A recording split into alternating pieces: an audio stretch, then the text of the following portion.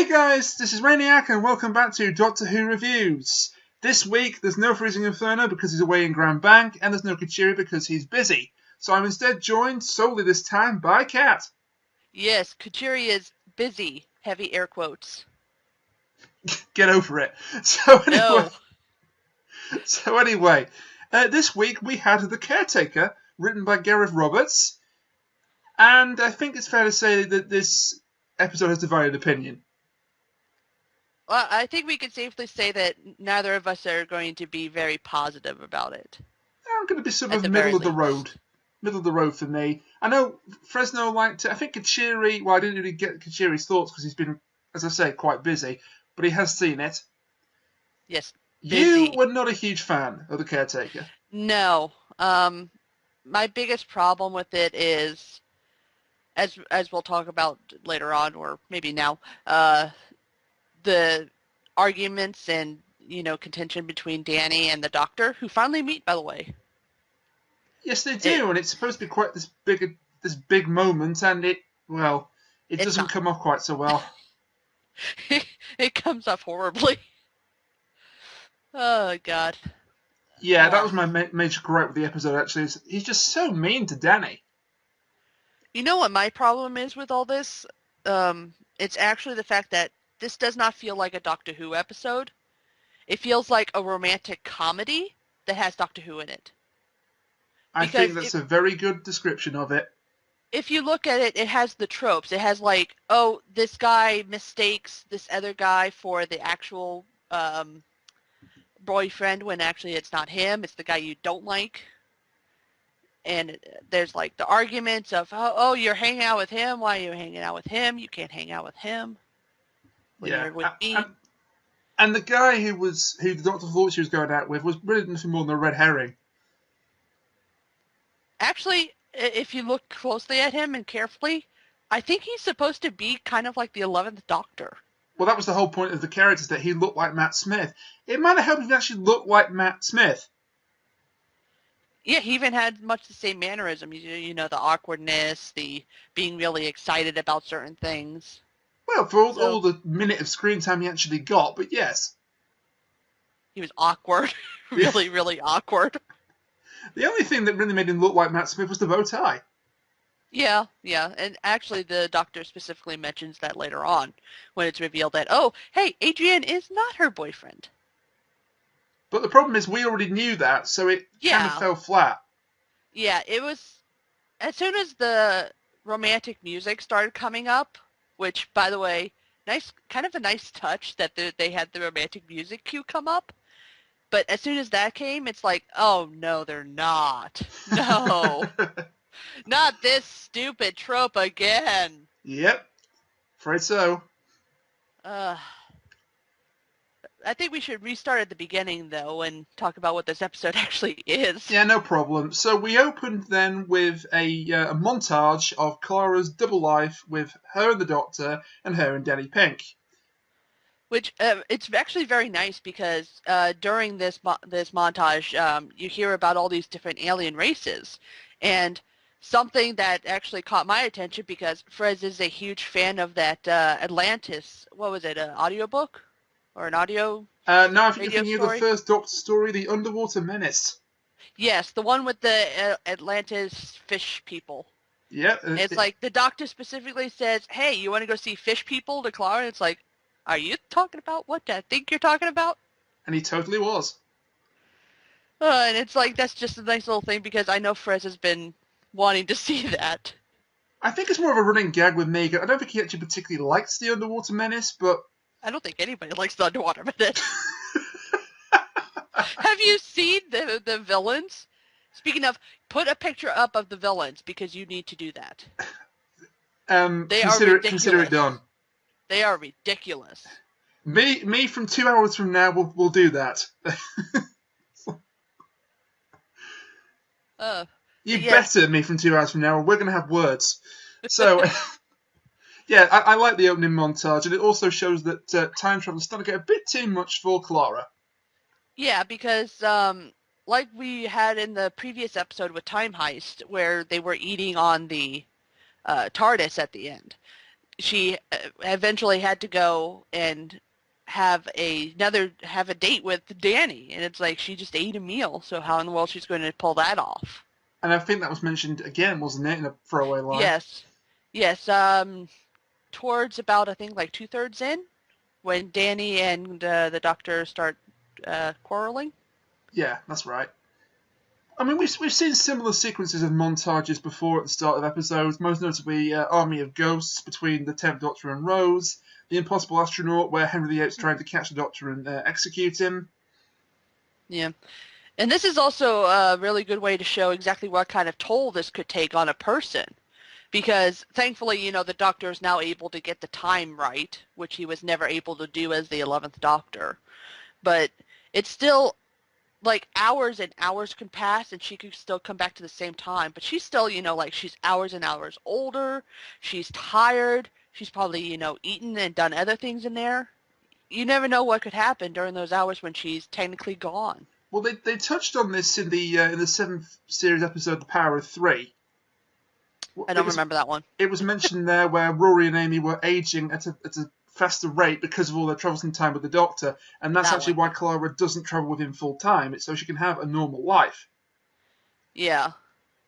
It's just, time travel, it's always going to be that nitpicky thing. So you have to learn to just let it go. This episode actually reminded me of The Power of Three quite a bit, and that's not necessarily a good thing because I wasn't a huge fan of that episode. Yeah, I'm not usually a huge fan, and people are going to hate me for this. I'm not usually a huge fan of Amy and Rory episodes, just for the fact that they usually don't do it right. You're entitled to your opinion. That's fine. It's like Amy by herself, that's fine. Maybe Amy with a little bit of Rory, that was fine. But when you put them both together and have an episode that has them a lot, it didn't really work for me.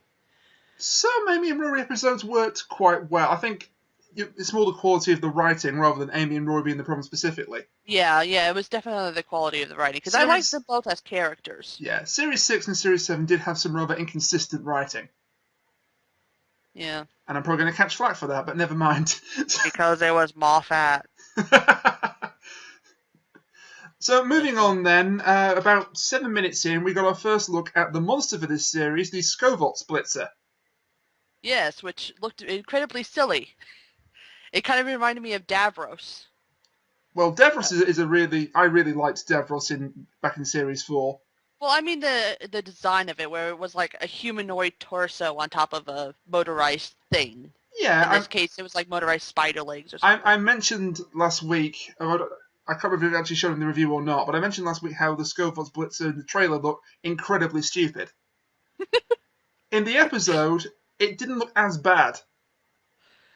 I don't know. It's just the idea of anything walking around on tiny little spider legs, especially the idea of something being made to do that, that seems silly to me. Yeah. Because that's a weak point. I mean, you have this tiny little joint, people are going to go for it. And yet, no one ever does. Apparently, I'm the only smart one in the room.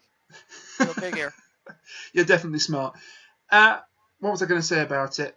Oh yeah, we mentioned the teller last week was not CGI. This wasn't CGI either. Really?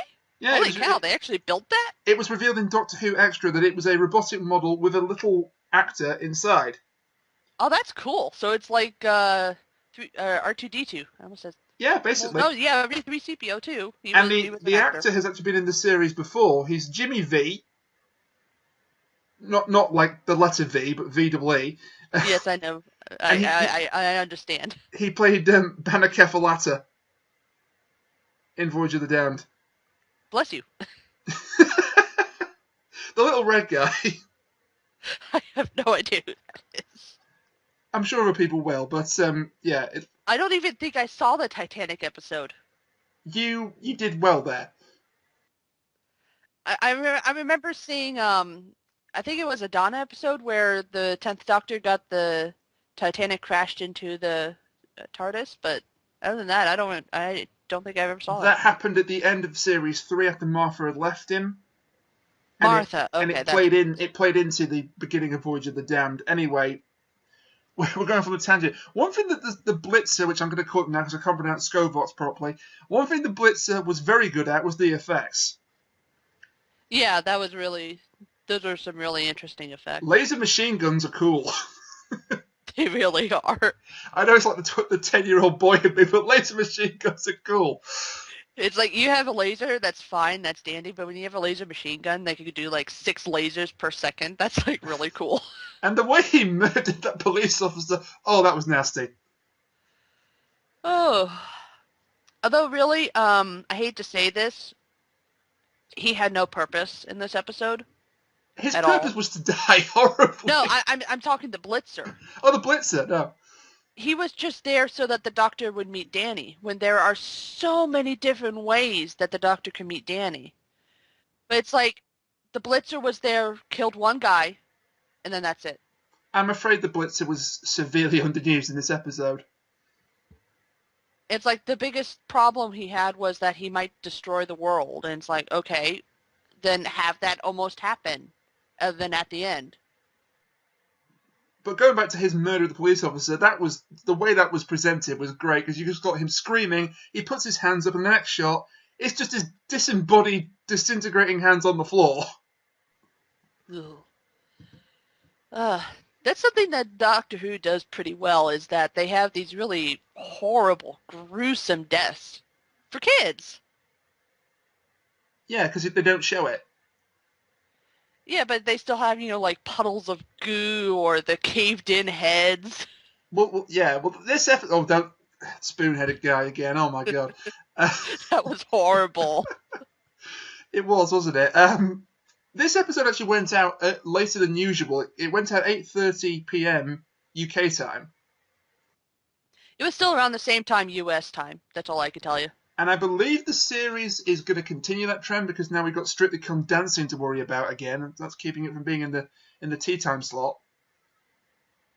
So that might be why they were allowed to get away with a bit more graphic murder and death in this one. I'm starting to wonder who the hell still thinks that this is a kid's show. It's not. It really isn't. It's really not. It hasn't been a kid's show since Dalek. And yet people keep presenting it like, oh, it's for kids. Why are you watching that? It's for kids. Cat, it hasn't It been a kid's show since 2005. They exploded a baby once. It wasn't a real baby. It was like a genetic clone of a baby. But they still exploded a baby. They killed 75 soldiers in one episode. It's not a kid's show. Anyway, we're tangenting again. But yeah, the Scobots Blitzer was underused, and it wasn't the main focal point of the story. That was Clara and Danny. And the Doctor's reaction to Clara and Danny. And the Doctor's reaction to Clara and Danny, yes. But maybe with the ending of it being jettisoned into space without being destroyed out and out, maybe they'll come back.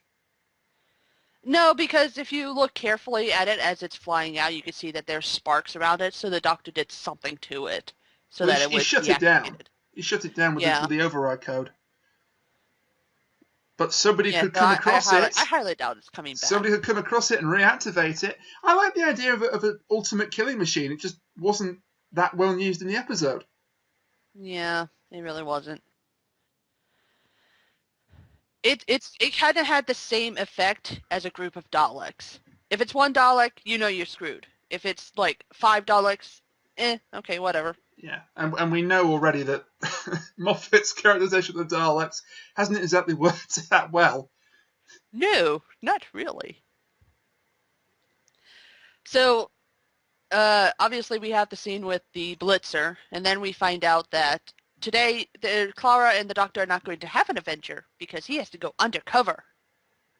That's actually prior to the Blitzer. I kind of skipped ahead, but yes, he went undercover as the Caretaker, and it's the worst disguise I've ever seen. But that was probably the point.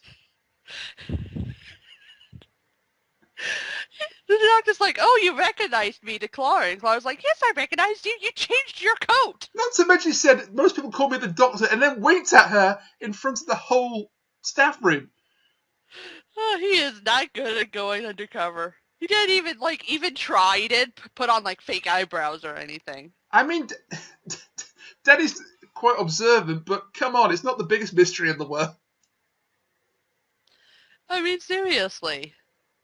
He just takes off his jacket, puts on a brown coat, picks up a brush, and suddenly he's a caretaker. And he's surprised that people recognize him. It's like, you're trying to be serious with this? So that's actually one of the parts I did like. It's later on when we start getting into the whole Danny versus the Doctor that it Yeah, starts the to Doctor as lag. the caretaker was fine, and it was funny up until the point he met Danny Pink, and then it became just too much. The first interaction with Danny Pink I thought was fine, but we'll get to that in a minute. They overused the PE line way too much, though. Oh yeah, it's way too much. So the Doctor is there because he finds out about the Blitzer, and he wants to set up this array of devices in order to push the Blitzer way into the future. I think it was like 1 billion years into the future. A billion years into the future, well, billions and billions, I think he says. Yeah. So he becomes the caretaker so that he can go around the school placing the devices. Um, Works for me. and whose name? That plan works for me, but they're time mines, aren't they? Or Yeah. to use the name of the show gives them chronodyne generators. That just sounds silly. Uh, It's science fiction. That's a requirement. yeah, true. It's like the more words that you can cram together to make something to make the name of something, the better. But yes, as he's placing these things around, he meets Danny Pink, and here starts the my main problem, at least with the episode, is his interaction with Danny Pink. As we all know, Danny used to be a soldier, and the Doctor, for some reason, in this iteration, does not like soldiers. So, yeah. And like you said, one of the main lines that they use is that the Doctor keeps calling him a PE teacher when he's actually a math teacher. And that makes no sense to me. So, I think we've mentioned this before. I've certainly mentioned this before in previous reviews of this series, but I wish they'd just go into why he doesn't like soldiers. because it's like you've seen before, even as the 11th Doctor, recently, technically for him, he's been around soldiers. He's fought with soldiers. He actually took a gun off of one and used it in that Angels episode where they're on the planet. As the 50th anniversary revealed, he'd never technically resigned from UNIT. He's been around a lot of soldiers. And what a unit if not soldiers? And it's like, why don't you like soldiers all of a sudden? It may have to do with what happened in the Christmas special on Trenzalore when he was fighting off dozens and dozens of soldiers from various races to protect the town at Christmas. But tell us about it. Show, don't tell. Or show us. It's like you keep saying, oh, I don't like soldiers. I don't like soldiers. Why? Well, you know the reason why, don't you? It's because it's going to play into something that happens later in the series. But it's just a half-assed way of setting it up. At the end, it does get a little bit better, but we'll get to that, soon enough. When we get to the actual resolution of the plot, we'll get to that. Yeah, I did like the Doctor whistling the only brick in the wall when he's going around school. Yes, which by the way is also by Pink Floyd, so it's a double sort of reference. And it actually has meaning to this this series of reviews because when we were not around and Fresno and Couture did the Listen review, that's what he called Awesome Pink. Pink Floyd. So there's irony of the highest caliber for you. Yes, and it's even better because during the scene, Clara had just been yelling at a bunch of kids about, I think it was playing football in a giant chessboard that they had. Because why not? I mean, there's a chessboard there, there's a football. Why not put the two together? Yeah, like, let's put all the references together. Let's put a Harry Potter chessboard and football. Harry Potter chessboard. That's what I call every single giant chessboard. It didn't come to life and attack them. No, but that would have been awesome, and it would have been totally okay in Doctor Who standards. And you know it. Hey, Moffat, giant attacking chessboard. Just saying. I think it's been done a few too many times, but okay. It could be done again. I don't care. It could, yeah. One thing I did find disappointing was the lack of... well, there were some references to the past. They were subtle. We mentioned the one about the fish people, the underwater menace. Obviously, the whole setup is that similar to that of of an Unearthly Child, the very first episode ever made of Doctor Who. The Doctor also nearly got hired as a caretaker in Remembrance of the Daleks. Fantastic story, by the way. And there was also mention of Artron or Arton emissions. But wouldn't it hurt to throw in something a bit more obvious? Yeah, it's like the biggest obvious thing is just the fact that he's John Smith again. I mean, I like subtle references as much as the next man or woman, Oh, but he mentioned River Song. not really a reference, is it? It's just one mention of River Song. No, but it's still something. So it's Okay. nice to see that. Because one of my biggest problems with Doctor Who is the fact that they never technically mention stuff from previous doctors, which I understand, like they're technically a new doctor, they're a new person, blah, blah, blah, blah, blah, blah, blah. But there's still the fact that this is the same person. He's just changed over time. So there has to be stuff that he remembers. So I don't know. I guess it's just me, but I would like a chance where like he looks at a person and he's like, "Oh, you remind me of Amy," and it's like, "Oh, who's Amy?" And it's like it would just be nice to have a little bit more continuity when it comes to that sort of stuff. If I had the But inclination again, to go back across the whole of the new series, I could probably find examples to prove that wrong, but I get what you're saying. it just doesn't seem like they're the same person when they're supposed to be. It seems like they're being too much, individual persons. I think that there are odd times when that what you're talking about does happen, but I can't remember off the top of my head, and that's a problem. Yeah, see what I mean? I do. Like I said, it seems more like they're individual people, Yeah. and they're not supposed to be. That's like the whole idea. I do think sometimes they draw a line under a previous Doctor's tenure too much or too quickly. It's like, I know with the classic series, I haven't watched a whole lot of it, but even then, I know they had a ton of, Doctor and Doctor crossovers where you have like, I don't know, 2 and 4 or something. They did have crossovers, and of course we did get a massive crossover in the Day of the Doctor Yeah, last year.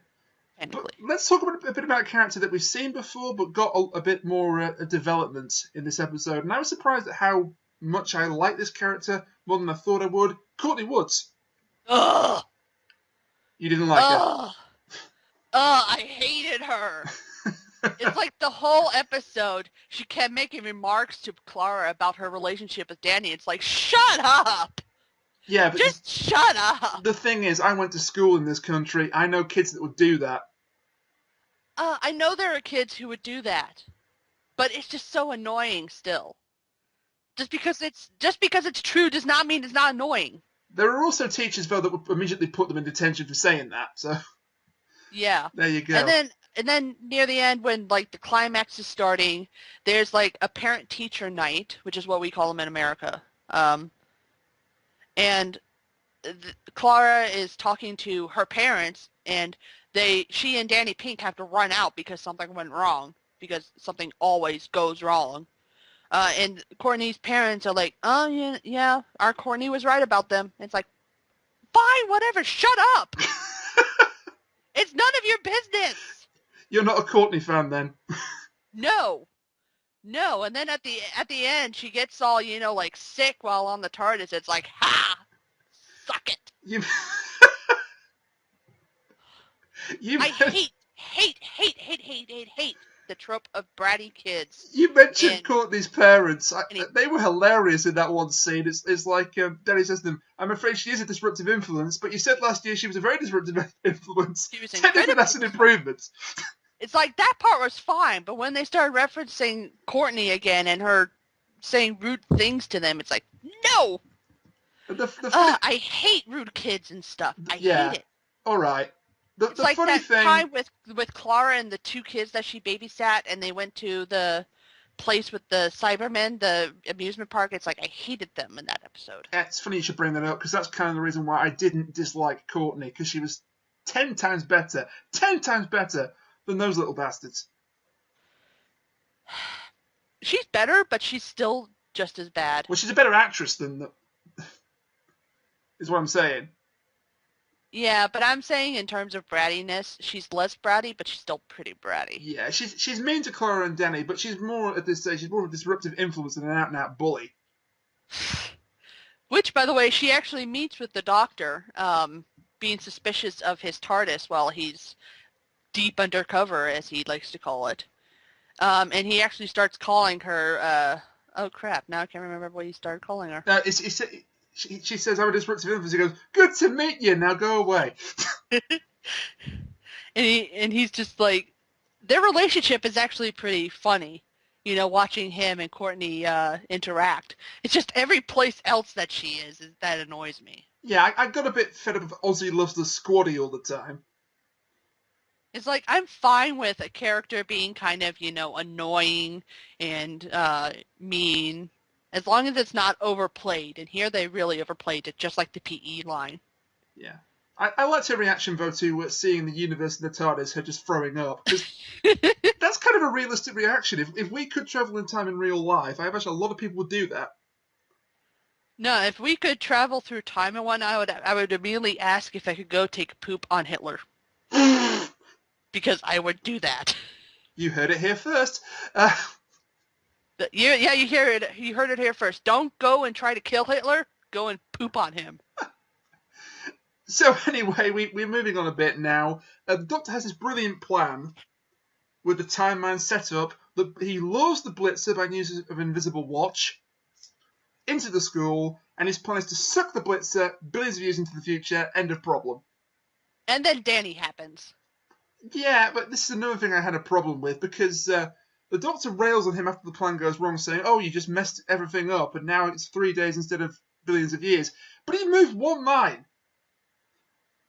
Yeah, the Doctor even at one point, while he's heading back into, I don't know, the Caretaker's cupboard, he reaches up to a plant, he puts one of the mines in there, he's like, for luck. It's like, you couldn't, like, have that one be the saving grace? Exactly, because he says it's for luck, so he didn't actually need it. No, so the fact that Danny pulled, in fact, why would Danny pulling something off the wall even do anything? I don't know. It should still be sending a signal. I don't know. There was a lot of half-assing in the writing for this episode, I'm sorry to say. Yeah, and also bad on the Doctor because, like you see him hiding all these different things. He puts one inside the electrical cupboard. He puts one in a plant. Why would you put one right under something that would need to be pulled in case of an emergency? I have no idea. Also, his plan isn't that good anyway. I like the fact that for once he had an actual plan. He didn't just go in, because usually in Doctor Who, the Doctor is thrown into a situation, he learns about it as he goes along, and he's forced to improvise. I'm gonna go back to my old callback. The Doctor is just like Harry Potter, where anytime Harry Potter makes a plan, it never works. Yeah. At all. That's fair enough. But anytime he's in a situation where he has to think on his feet, it works. Yeah. So he's more of an impulsive planner than an actual planner. Here the Doctor was more than prepared for the Blitzer, more than prepared. But just through Danny's interference, and then, as I say, just moved one mine, it went wrong. Yeah, and in fact, his plan at the end is actually better than his original plan.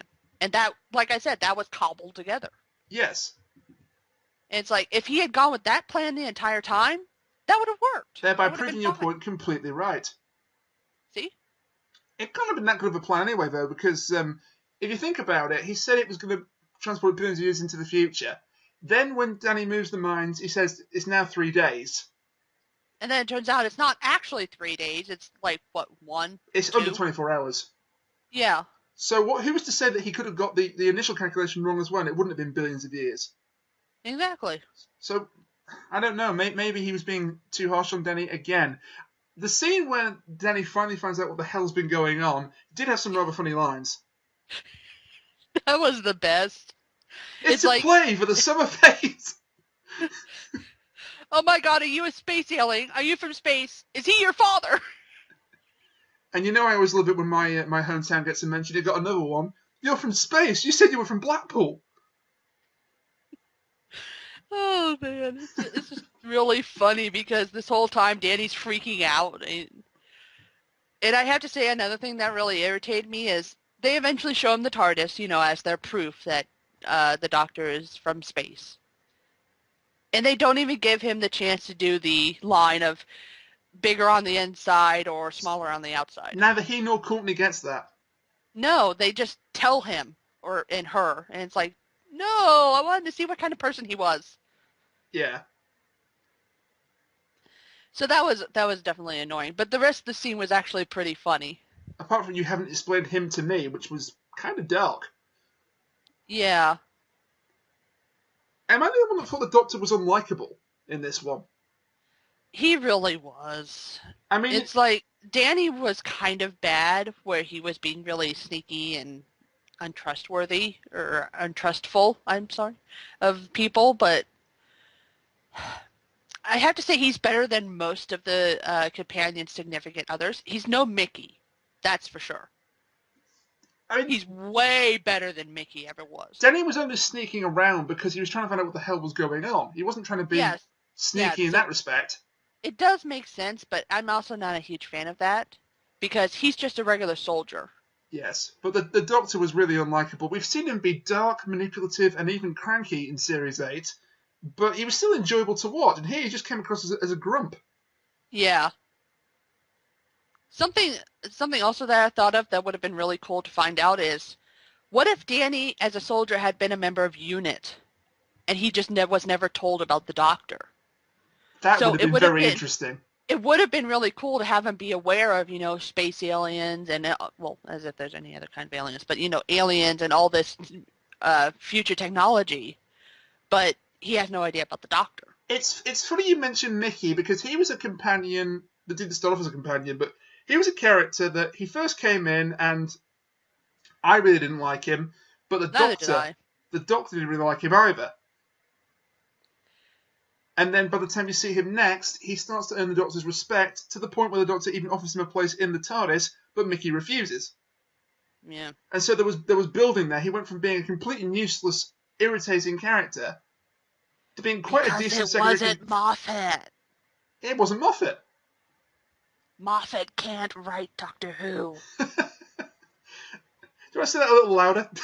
don't. But Moffat can't write Doctor Who. we get the point, but we have to move on.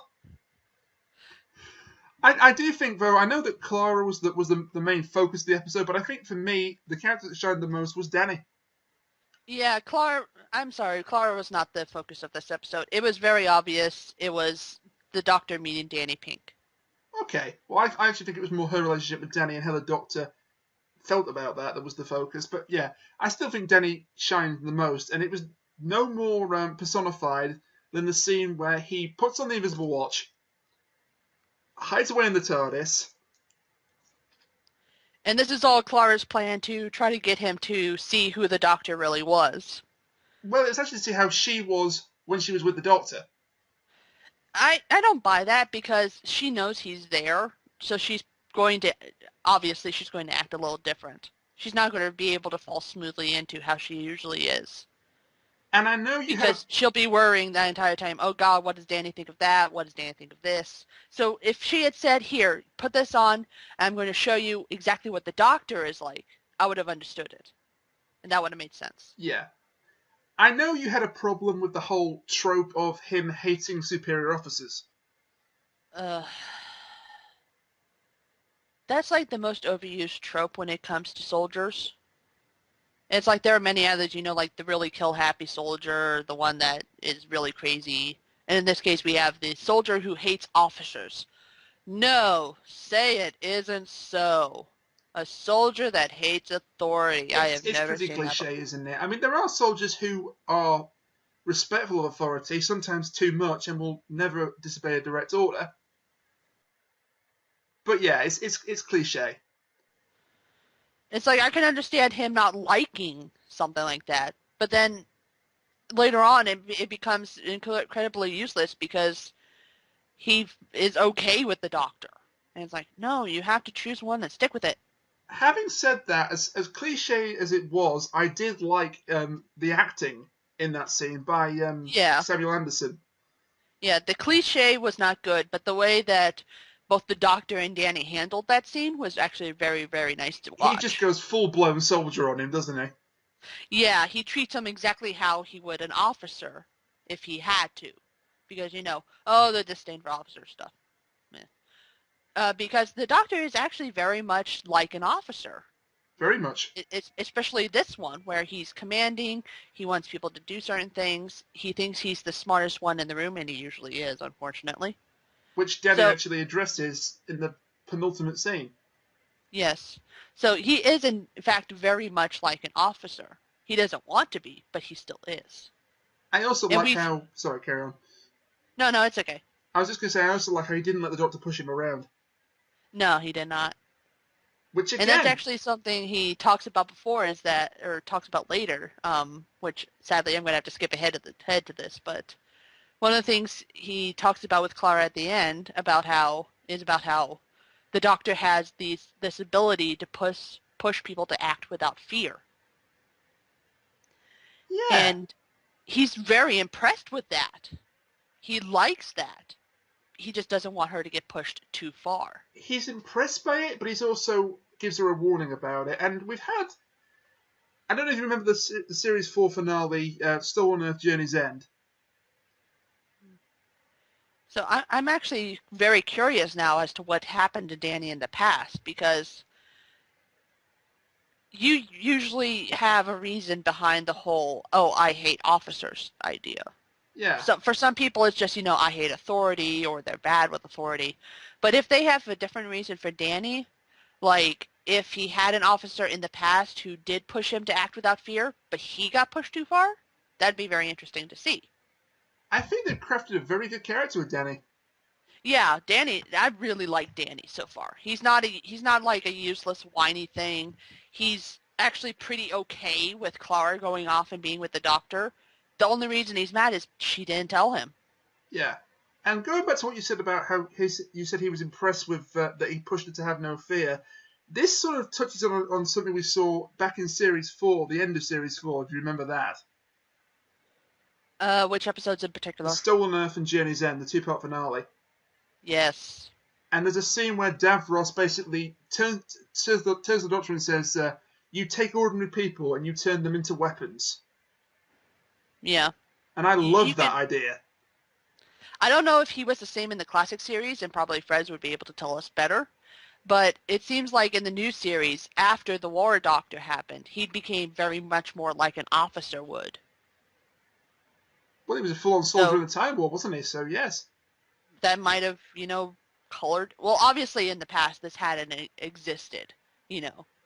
But in continuity's sake, it does make a lot of sense that he would become more like an officer rather than a soldier. Mm-hmm. Yeah. So maybe actually that might be where his contention for soldiers might come from. It's just the fact that he used to be a soldier and now he no longer wants to be. But unfortunately, he's kind of become an officer in Yeah. that sense. In which case, show or tell us.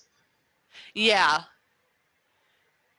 Yeah. There was a Most certain amount of definitely. foreshadowing in this episode. I hope I'm wrong.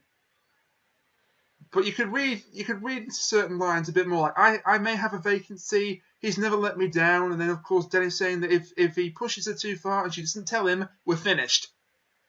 Yeah, and then it goes to the next episode where apparently somebody has to make the decision to kill the moon. It's like, wow, that was fast. We're going to get to that because there's a lot to talk about next week's episode. But before we get to there, they've been focusing on Clara a lot. Yeah. And that typically means that we could be heading for the companion's exit. Which will make Frez very sad. It made me very sad because I like what they've done with Clara since Series 8 began. In Series 7, she was very generic. But they've turned her into a pretty good character. Yeah, it's usually, unless the companion is very bad, people usually don't want the companions to leave. And I think in this case, Clara is definitely, she's going to be kind of like the Donna of um, this series Doctors. Yes, because Donna was fantastic. Donna was amazing. She starts It's off, like you think she's nobody completely liked when she useless, and she turns out to be the most important woman in creation. It's not even that, it's her attitude. She didn't take anything. She had absolutely no interest in the Doctor.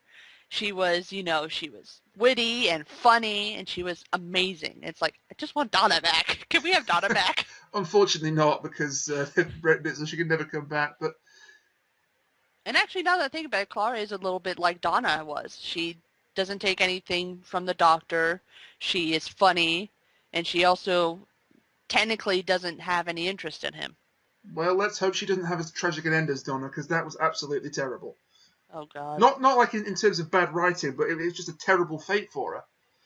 It was also kind of convoluted. Yeah. in a sense. but heartbreaking at the same time. And I'm not Yeah. going to go into anything further because on Clara because that could be considered spoilers for later. I mean, I don't know, but I'm not going to mention any more about that. So we get into the resolution of the episode then. This scene was awesome. Yeah, that was pretty awesome. And again, like I said, this should have been his plan from the beginning. So the Blitzer shows up again 24 hours after it got sucked into the future. So as I say, the time I didn't do that good of a work. And the Doctor cobbles together this device to make the Blitzer think he is its general. Which, by the way, another hinting that he's an officer. Yeah, Thanks absolutely. for laying it on thick. But he screws up by missing out a crucial part of the override code that causes the Blitzer to go into self-destruct mode. Which we should also mention, by the way, in order to get the Blitzer to where the Doctor could do all this, Clara had to act as bait. Yes, and she did it with absolutely no hesitation. None at all. Even Danny was like, what the hell are you doing? Yes. But speaking of Danny then, he actually gets to save the day because the Blitzer shows up, the Doctor puts in the override code but misses out a crucial bit, so there's 10 seconds before the Blitzer self-destructs. There's not enough time, and suddenly, oi, Scovox! And then Danny became awesome. Well, Danny was already kind of awesome to begin with. He became more awesome. Yes, he did. I mean, I kind of realised, as soon as I realised he still had the invisible watch on him, I knew that was going to come into it. I didn't expect him to run at the thing and goddamn ninja flip. That was the coolest thing. Oh my god. No word of a lie. The first time I saw it, I shouted out the words, holy shit.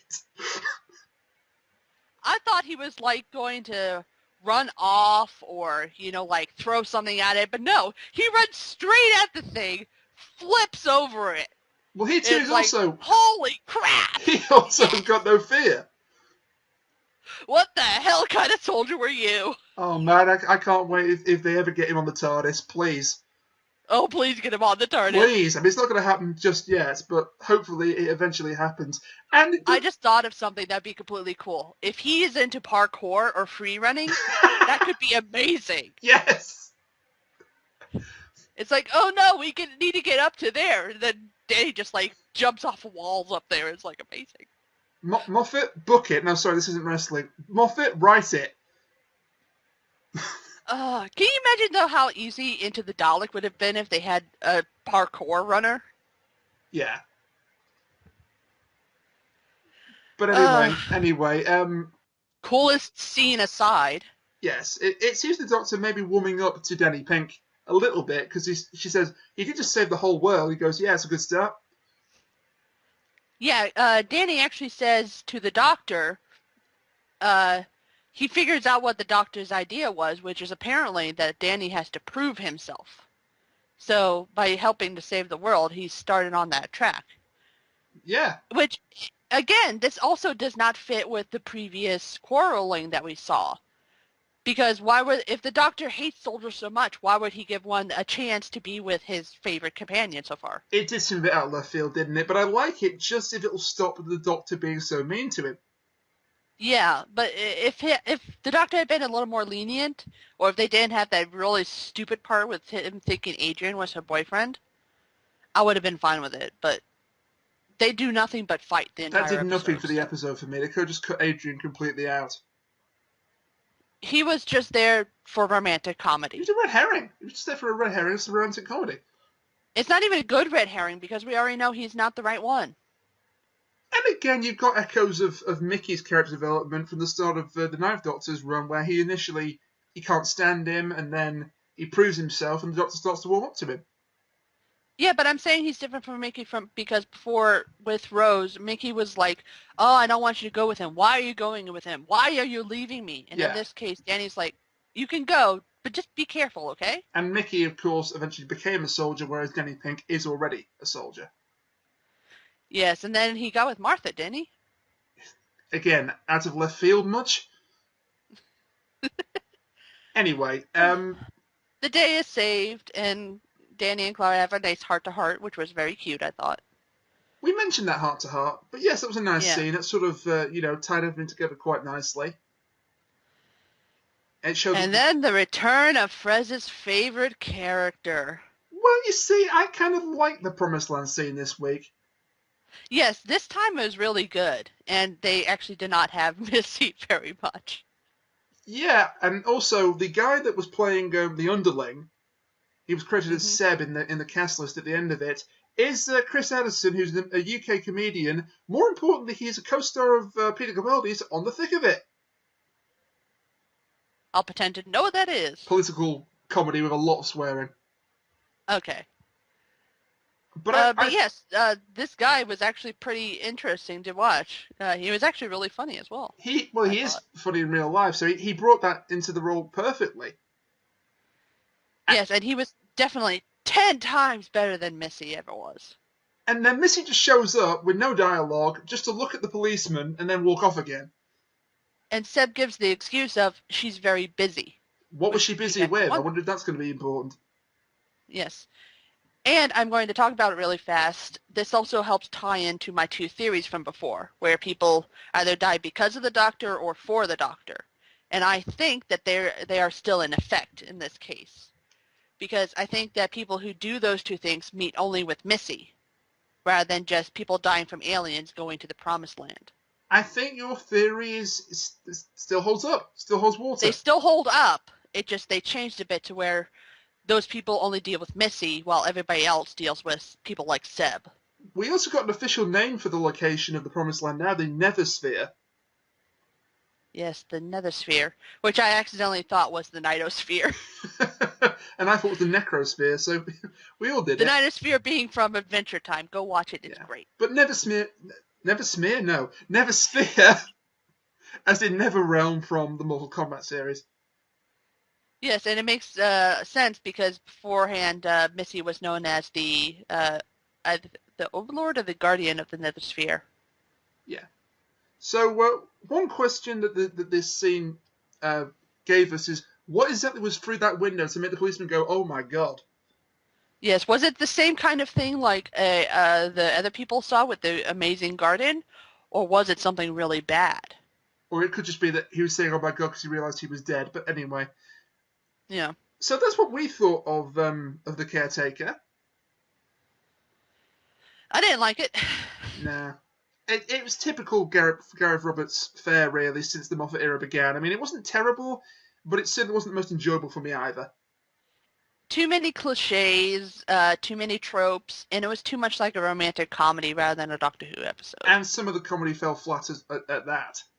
Yeah, and there are just parts that are pretty useless. Adrian, for one, the initial plan. The initial plan was just there to give us drama in order to make the episode go longer. But Denny was a highlight. Yeah, Danny was a good highlight. His fighting with the Doctor was not, but he was really fun to watch. So that's what we thought of the Caretaker, and he couldn't be with us this week, but fortunately, before he had to go away to Grand Bank, I make it sound like he had no choice in the matter. Before he went away to Grand Bank, Fresno provided me with some of his thoughts on this episode. The Caretaker, huh? Alright, let's try to be brief on this one. You know, you two have probably yammered on enough about it, but I'll yammer a little bit more because that's just my style. And I kind of do want to talk about this episode a bit. Now, Gareth Roberts, I liked his previous efforts. I mean, you had The Lodger and you had Closing Time. I mean, some people don't like those episodes. Closing Time seems to get a bit more flack than The Lodger does, but I liked them both. I mean, I liked the character of Craig. He was amusing. I did like his interactions with the Doctor. I mean, it doesn't matter because the Caretaker doesn't have Craig in it, but that's the same sort of style they're going for here. We've got Peter Capaldi, the Doctor, on Earth interacting with humans, and he has no goddamn idea how to interact with humans, and it creates wacky results. And that's amusing. But the real trick here is, well, I guess it's because this episode's co-written by Stephen Moffat again. I was with that. I'm not sure, but this one is. So the first half is Lodger-esque, silly comedy, and the second is more of a character drama with Danny, the Doctor, and Clara. Now, here's where the episode fell flat for me. Because once we hit the character drama, I mean, not that it's bad character drama, just the subject matter is a little, let's say, out of character for the Doctor, or uncharacteristic. It's hard to explain, but, so, the Doctor finds out Danny is a soldier, and that Clara's dating him, and he just basically goes into overprotective space dad mode, and totally disapproves. He's belligerent and rude to Danny. And he's got this one line as Clara and Danny leave where he's like, "Alright, you explain me to him, now you have to explain him to me.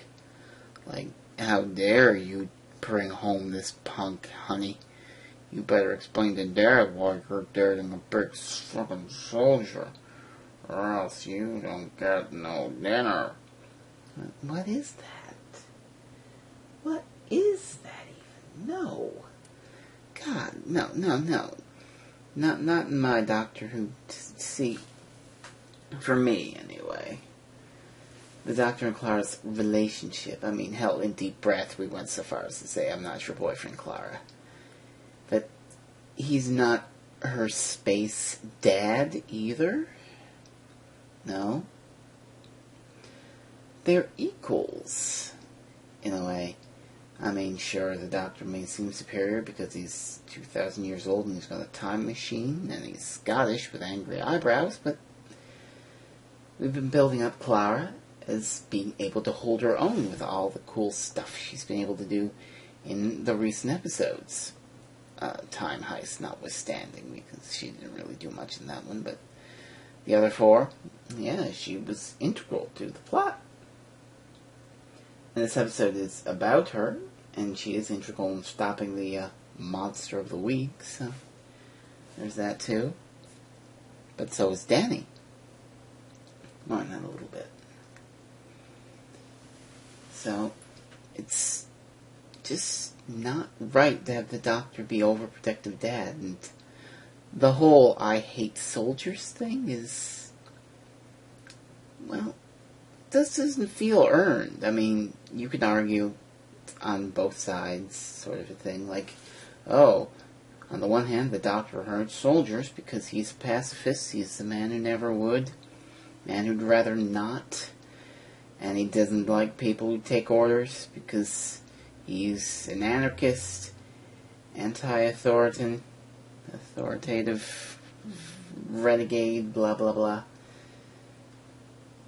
And he's also made friends with soldiers in the past. I mean, you have Unit, the Brigadier. All of a sudden, he's gonna tell a soldier to his face, "You are a bad man, get out of my ship." Now, on the other hand, you can argue, well, the whole Unit thing doesn't matter because that was like 25 years ago, but even in the new show, he's worked with Unit, he's worked with soldiers, and well, he's never exactly, he doesn't have to be gung-ho about it, like, "Hey, soldiers are the best." They would just come up with their attack with their guns and talk about blowing stuff up, and he'd just roll his eyes or something, or Smith or whatever, just, "Oh, those humans are gonna blow stuff up again." Instead, this Doctor is prone to look a soldier right in the face and say, "Hey, you. Frick you." No. It's not earned. There has to be a reason for Capaldi to suddenly be like this regarding soldiers. Not just because it serves the plot and makes wacky tension. Because, oh, Clara's dating a soldier, oh boy. That just does a bit of a disservice to the character when you do something like this and give him this motivation without properly explaining why he hates soldiers so much. Maybe they will in the future, maybe they won't. Other than that, I did like the episode. The monster of the week looked kind of cool. Apparently Rainiac said it was a guy in a suit. And Courtney Woods Kind of nice. She's back next week, apparently, and I did like the line between her and the doctor. I'm a disruptive influence. Nice to meet you.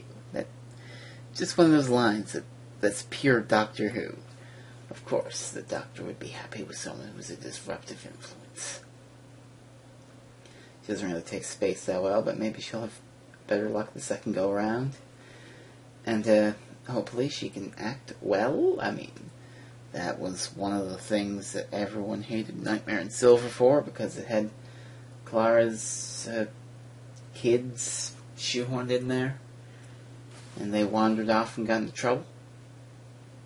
And so let's hope Courtney Woods has better luck than that.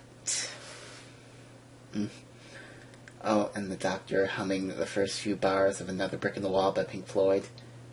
Or whistling it. Do do do do do do do in a school courtyard, no less. Oh god. And I'd only just made a Pink Floyd reference in, I think, the listener review when we were talking about Danny Pink Orson Pink Floyd. Oh man, that's good. So yeah, this one gets a pass from me because, well, once you've sat through most of the televised Colin Baker era, you tend to give anything that isn't complete trash a pass. I have my reservations with a bit of the characterization, but the first half was pretty funny, and Danny Pink was integral to resolving the plot. He did a sweet flip. I don't know if they teach you how to do a sweet flip in the army, but he did. He saved the world. He proved that he doesn't just take orders. He had to come up with that on his own, so hopefully that gave him a little bit of respect with the doctor. The doctor said, good start. That'll work. Other than that, good episode. So, that's that, I suppose. Well said, Fresno. Well said. Anyway, next week then. Kill the Moon. Oh man, I don't know if I saw the same. I don't know if I saw the same preview as you, but this definitely ties into what Danny said at the end of this episode, where Clara might be pushed too far in this one. Oh, that trailer's so good. Because from the gist I got of it, it seems like Clara's going to have to make a decision that could, in fact, kill the entire human race on, well, at least on Earth. So good. If it's on Earth. I don't like the fact that they played 11th Doctor music over the trailer. I really can't tell. I don't pay attention to the music, so They've got to stop doing that. They played in the UK version of the trailer. They played "I Am the Doctor," which was Matt Smith's theme. He's gone. Stop trying to bring him back.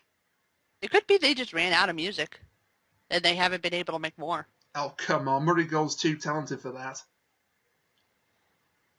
But I'm getting a real vibe of two of my favourite stories from David Tennant's run from this episode: The Impossible Planet, The Satan Pit, two-parter, and The Waters of Mars. Yeah, it seems more like this episode is definitely going to be there's something on this planet. It's like you have to kill them all to save other people. Yeah. Plus alien spiders, so I hope nobody's arachnophobic. Me. I am. Seriously? I hate spiders. Maybe don't come back for next week's review. Yeah, it's just going to be me going, ew, go, gross, gross, gross, gross, gross, gross, gross, the whole time. But they do look pretty darn good effect, CGI.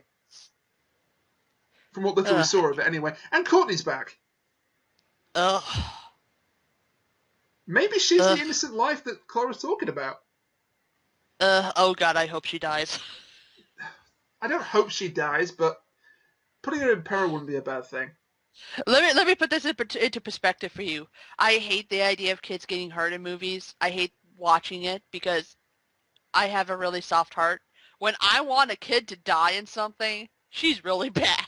I know you've never watched this, and I'm not saying you should, but if you watched Torchwood Children of Earth, the 5-part miniseries, you'd change your mind on kids dying in science fiction. Oh my god. It's horrible. There's something happens in the 5th and final part, and it's absolutely heartbreaking. I'm saying any sort of media, I can't stand kids dying. It's like one time I saw a GIF of some guy shooting a whole bunch of kids, and I could not watch it for more than a second as soon as I realized what was going on. But yeah, I think the episode has a lot of expectations to hopefully keep up, and we'll see if they do that next week when I review Kill the Moon with whoever. It probably won't be Kat because of the arachnophobia thing. I don't know. I might come back. So until then... anything to take off Kuchiri. Quite. So until then, bye for now. Bye.